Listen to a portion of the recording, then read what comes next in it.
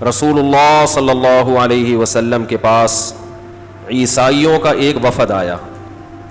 جب آپ صلی اللہ علیہ وسلم نے تھوڑی سی گونج کم کریں صحیح ہے؟ ابھی صحیح ہے؟ آپ لوگ کو صحیح لگ رہی ہے؟ بس صحیح ہے. پھر جب آپ صلی اللہ علیہ وسلم نے مکہ میں دعوت کا کام شروع کیا تو اس وقت آپ کی دعوت کو سننے کے لیے بھی کوئی تیار نہیں تھا، لیکن آپ صلی اللہ علیہ وسلم اللہ کے حکم پر لگے رہے، برداشت کرتے رہے. بلال حبشی آپ پر ایمان لے کر آئے، قریش کے سردار بھی ایمان لے کر آئے، غلام بھی ایمان لے کر آئے، فارسی لوگ بھی، عربی لوگ بھی، اور آپ کی دعوت پھیلتی چلی گئی. جب مکہ فتح ہوا ہے تو اللہ تعالیٰ نے اسلام کو غالب کیا اور جوق در جوق لوگ اسلام میں داخل ہونا شروع ہو گئے اور اسلام کی شہرت ہونا شروع ہو گئی. دنیا میں یہ خبر پھیلنا شروع ہو گئی. مدینہ میں آپ صلی اللہ علیہ وسلم کو زیادہ جو واسطہ پڑا، مکہ میں آپ صلی اللہ علیہ وسلم کو واسطہ پڑا تھا مشرکین سے، جو نہ عیسیٰ علیہ السلام کو مانتے تھے اور نہ موسیٰ علیہ السلام، وہ صرف ابراہیم علیہ السلام کو مانتے تھے.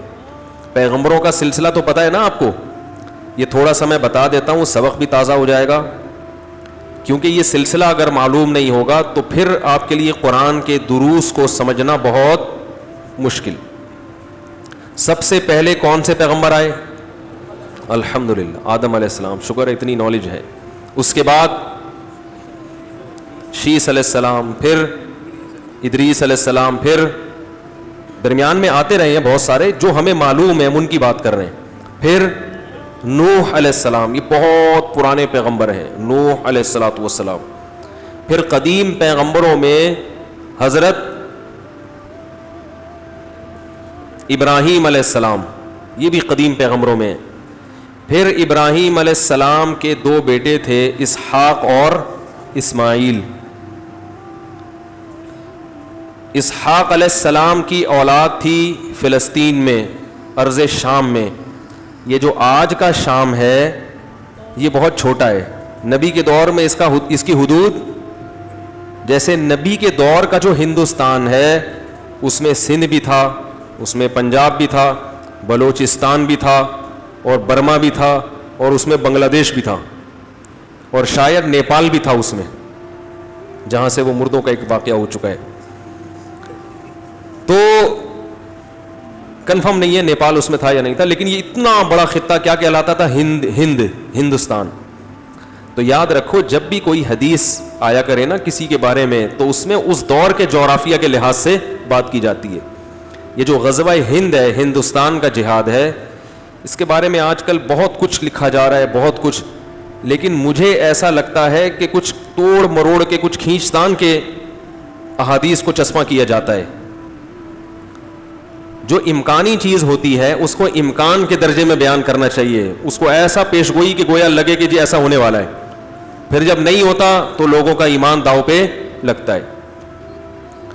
احادیث میں جتنی پیش گوئیاں ہوئی ہیں مستقبل کے حوالے سے، ان میں اکثر پیش گوئیاں بالکل ایسی نہیں ہے کہ آپ ڈیٹ ڈیفائن کر سکیں، مبہم رکھا گیا ہے ان کو، بس بتایا گیا کہ ایسا ہوگا، کب ہوگا یہ ہمیں پتہ نہیں ہے.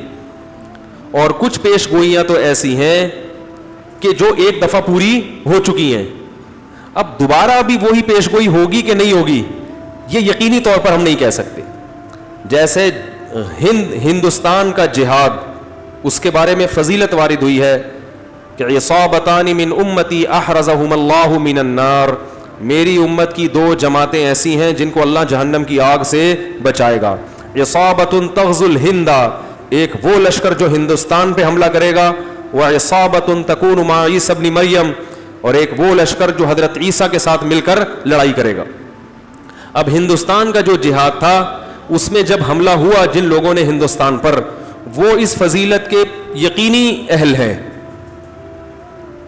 اب دوبارہ حملہ ہو یا ہوگا، یہ لوگ اس حدیث میں داخل ہوں گے کہ نہیں ہوں گے، اس کے بارے میں حدیث خاموش ہے. تو اب اس میں اجتہادی رائے ہے، کچھ کی رائے ہو سکتی ہے کہ ہوں گے، کچھ کی رائے ہو سکتی ہے کہ نہیں ہوں گی، کیونکہ ایک دفعہ جو اصل پیش گوئی تھی وہ پوری، بولو بھائی، ہو چکی.